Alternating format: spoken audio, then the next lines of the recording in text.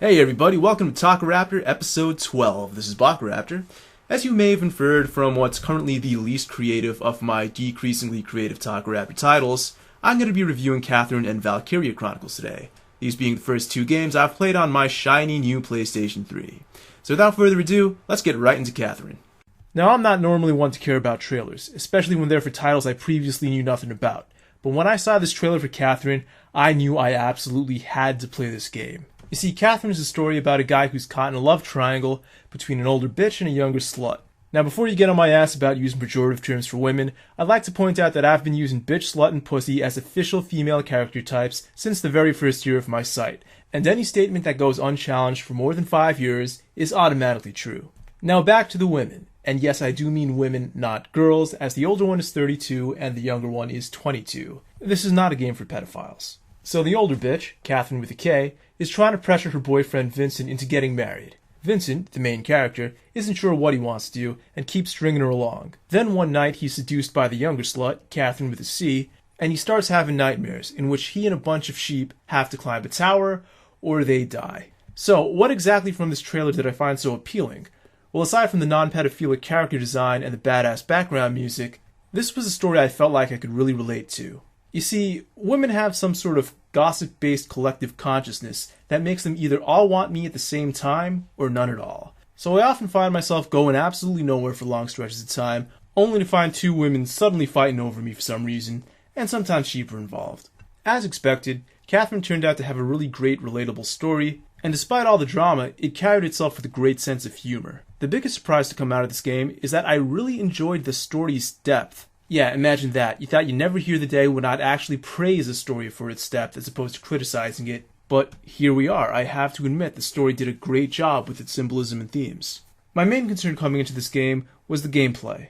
It wasn't necessarily bad. In fact, the boss battles were actually quite exciting, but it was irrelevant. Basically, they could have had him play Tetris every night instead of the climbing game every night, and nothing would have changed in the story. They could have had him do a first-person shooter.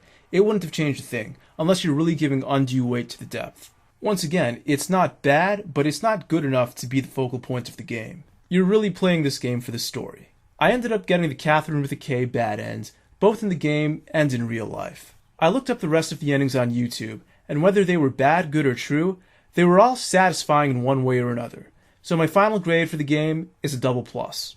Next up is Valkyria Chronicles. I saw the anime several years back, and it was a fairly forgettable single plus anime. Not good enough to praise, but not bad enough to bash. I do, however, recall hearing a lot of people bitching about how it didn't live up to the game, and since the game is relatively old and cheap for the PlayStation 3, I figured I'd give it a shot.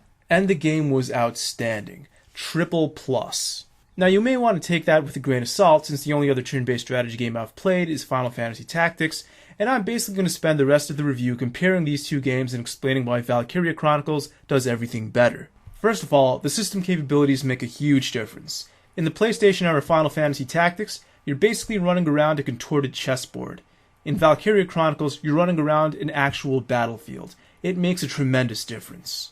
Another advantage Valkyria Chronicles has over Final Fantasy Tactics is that it limited itself to 5 job classes.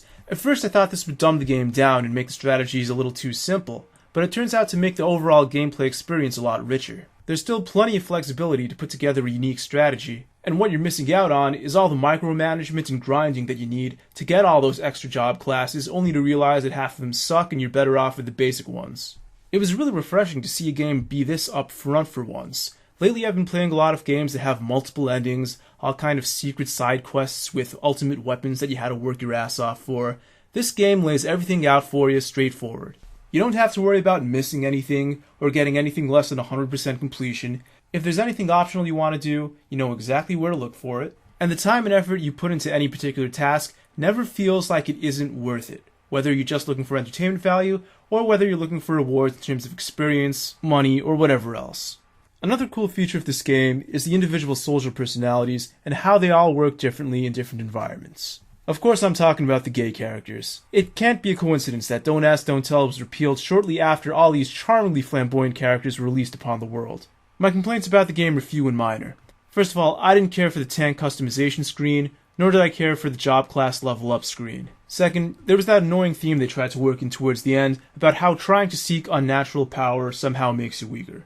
And that's really it as far as complaints go. One thing I forgot to mention before, the English voice acting in this game is excellent, especially for the gay characters. And in conclusion, Sylvaria Bless, triple plus. Well, that's all for now. Next up, I'm going to be taking on the Uncharted series, and after that, most likely BioShock. See you next time.